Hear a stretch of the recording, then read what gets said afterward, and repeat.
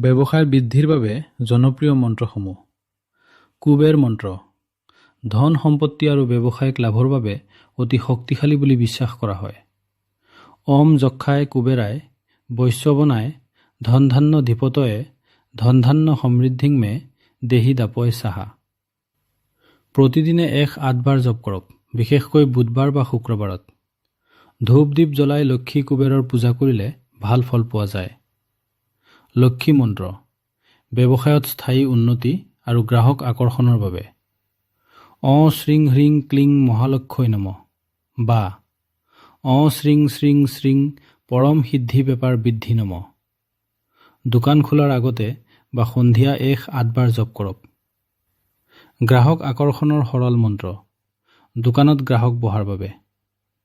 পানীত 7 বাৰ মন্ত্ৰ পঢ়ি দোকানত ছটিয়াই দিয়ক। কিছুমানে ইয়াক ইছলামিক মিশ্ৰিত ৰূপতো ব্যৱহাৰ কৰে, যেনে ইয়া ৰহমানু ধৰণৰ। 2. যন্ত্ৰসমূহ ব্যৱসায় বৃদ্ধি যন্ত্ৰ বা বেপাৰ বৃদ্ধি যন্ত্ৰ। দোকানৰ কেছ বক্স বা মূল দুৱাৰৰ ওচৰত ৰাখক। ইয়াক পূজা কৰি প্ৰতিদিনে মন্ত্ৰ জপ কৰিলে ভাল। কুবেৰ যন্ত্ৰ বা লক্ষ্মী কুবেৰ যন্ত্ৰ ধন আকৰ্ষণৰ বাবে অতি প্ৰচলিত। ধন আকৰ্ষণ তাবিজ বা গ্ৰাহক বহা তাবিজ। 3. কিছুমান টোটকা সাধাৰণ উপায়। দোকানৰ মূল দুৱাৰত বগা সূতাত মহালক্ষ্যই নমঃ জপ কৰি জাফৰান মাখি বান্ধক।